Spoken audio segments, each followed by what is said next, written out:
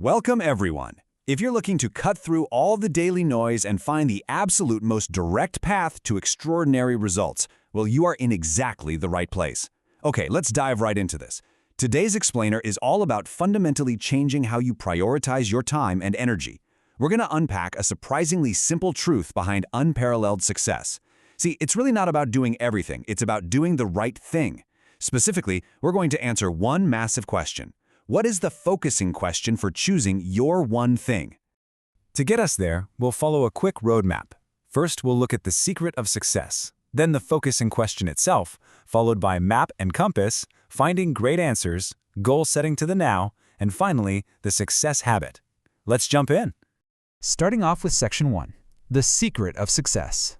You know, it's fascinating how the most profound wisdom can come from the most unexpected places. You might think the ultimate secret to productivity is buried in some dense academic journal, but actually, sometimes it's sitting right there in a Hollywood comedy. In the 1991 movie City Slickers, the gritty cowboy Curly, played by Jack Palance, is explaining the secret of life to a totally stressed-out guy named Mitch.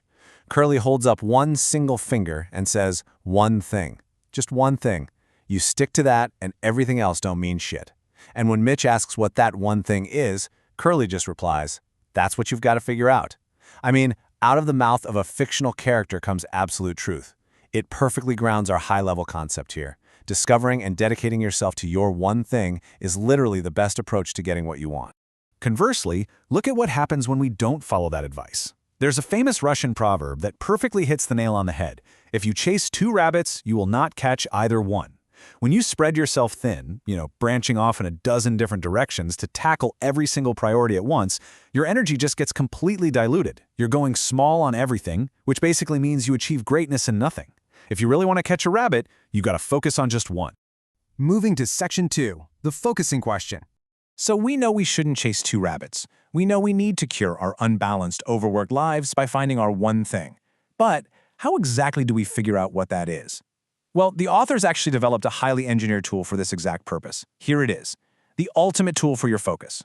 What's the one thing I can do such that by doing it, everything else will be easier or unnecessary? I highly recommend you let this become an absolute earworm. Read it, memorize it, let it just echo in your mind. Because this is the ultimate question that collapses all other possible questions into one clear directive. So the crucial point is how this deceptively simple sentence actually breaks down into 3 actionable steps. First up, what's the one thing I can do? This sparks focused action. It forces you to be super specific and tells you right out of the gate that you don't get 2 or 3 choices, just one. Second, such that by doing it. This tells you there's a strict criteria. You're about to take an action that has a specific resulting effect. And third, everything else will be easier or unnecessary. Now this is the ultimate leverage test. You are looking for the linchpin here. If you pull this one specific lever, the rest of the dominoes will literally fall on their own. All right, Section 3, map and compass. Now, it's super important to understand that this single question isn't just for your daily to-do list. It actually operates on multiple levels of our lives simultaneously, kind of zooming in and out depending on what we need. This concept brilliantly illustrates that exact balance. On the outside, you have the big picture. What's my one thing? This is your map. You use this to develop a massive life vision, figure out the grand direction for your career, or decide what you want to master over a lifetime. But then, right in the center, we have the small focus. What's my one thing right now? That is your compass. It zeroes you right in on your immediate next move. It completely ignores what's merely doable and drills down to what is absolutely necessary in this exact moment. Section 4, finding great answers. Now that we have the tool, we really need to look at the methodology of leveraging it. Because, let's be real, if you want extraordinary results, you have to stretch what you believe is actually possible. And the path to a great answer must always, always begin with an exceptionally crafted question.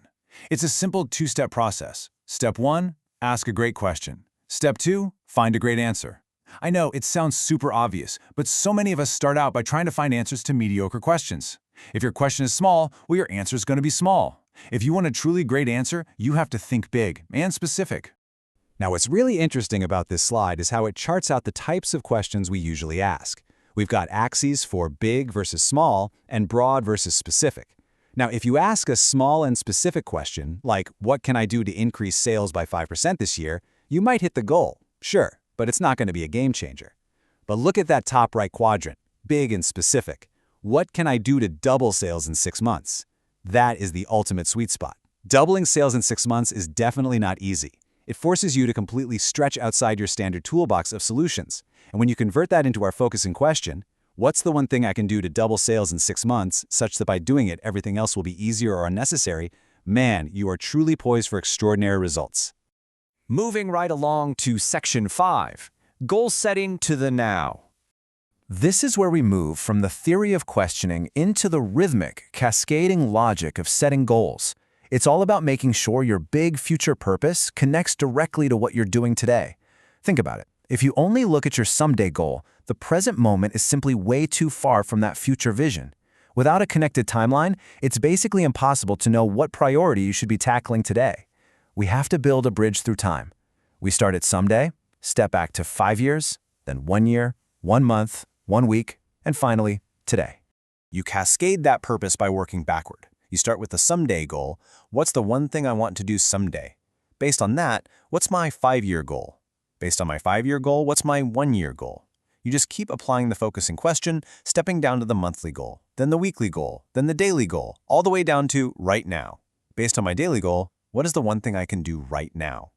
If you skip these steps, your present moment totally lacks the leverage of your future purpose. By doing this, you're training your mind how to connect one goal directly to the next, just knocking over domino after domino, which brings us perfectly to Section 6, the success habit. When you take these mechanics and practice them daily, they transform into an absolutely unstoppable habit. Because as we know, success builds on success. And one of the best parts about the focusing question is its extreme versatility. It seriously applies to the broad spectrum of your entire life. You don't just use this for work. You can apply it to your spiritual life, your physical health, your personal life, your key relationships, your job, your business, and your finances. For instance, for your physical health, you might ask, what's the one thing I can do in 90 days to get in the physical shape I want, such that by doing it, everything else will be easier or unnecessary? It brings just incredible clarity to every single cornerstone of your life. But to actually achieve those goals, you've got to embrace the domino effect. You know, where the right domino knocks down another and another and another. To get that kind of momentum, consider the visual here. If disproportionate results come from one highly leveraged activity, then you absolutely must give that one activity disproportionate time in your day. The most productive people? Their days look dramatically different than everyone else's. A massive chunk of their day is devoted entirely to their one thing, while everything else just fits into whatever remainder is left. Let's see how this builds into an actual calendar schedule through time blocking. The absolute most productive people make an appointment with themselves every single day to tackle their one thing, and they protect that time block fiercely. Notice how the mornings from 8 a.m. all the way to noon are blocked out specifically for their one thing. Now, a calendar records appointments, but it doesn't care who those appointments are with. Treat your one thing as the absolute most important VIP meeting of your day. So, as we wrap up, I want to leave you staring directly at this ultimate, immediate question. It should hover over every single action you take from this point forward. What's the one thing I can do right now? The path to extraordinary results is paved by constantly asking this question and boldly acting on the answer. Which leaves us with this final, provocative thought. Please, don't let this explainer just be a passive learning experience. Ask yourself right now, what is the one thing you can do right now to start using this framework in your life, such that everything else will be easier or unnecessary? Really think about it. Find your answer and make doing that answer your very first one thing. Thanks for joining me on this explainer. Keep your focus narrow and go knock down that first domino.